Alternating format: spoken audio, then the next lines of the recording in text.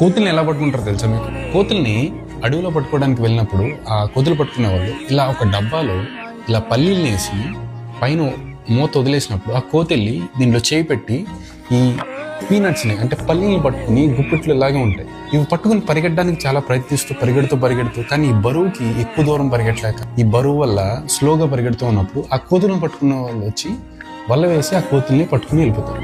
ఎప్పుడైతే వాళ్ళ చేతిలో అవి పట్టుబడతాయో జీవితాంతం వాళ్ళ చేతిలో తోలుబొమ్మలు వాళ్ళకి బందీలు అయిపోతూ ఉంటాయి, ఫ్రీడమ్ పోతుంది. అలాగే మన జీవితంలో కూడా మనల్ని బందీలు చేసే మనుషులు, అలవాట్లు, అది తాగుడే కావచ్చు, తిరుగుడే కావచ్చు, ఆర్ ఏదైనా సరే, ఆర్ డ్రగ్సే కావచ్చు. సో నీ జీవితంలో అలా నిన్ను బందీలు చేసినవి ఏంటో గుర్తుపెట్టుకో. నువ్వు బయటపడడానికి నువ్వు చేయాల్సిన ఒకే ఒక పని ఏంటో తెలుసా? వదిలేయడం. Yes, let it go. నీ జీవితంలో ఎన్నో అలవాట్లకి నువ్వు బానిస అయిపోయి ఉండొచ్చు, ఏదో మనుషుల్లో బంధకాల్లో కొన్ని రిలేషన్షిప్లో నువ్వు స్టక్ అయిపోయి ఉండొచ్చు, ఆర్ దారుణమైన పరిస్థితుల్లో నువ్వు ఒకరి కింద పనిచేస్తూ అక్కడి నుంచి బయటికి రాలేకపోయి ఉండొచ్చు, ఏదైనా కావాలి ఉండొచ్చు. సో ఇదే మార్పు అనుకో, బయటపడు.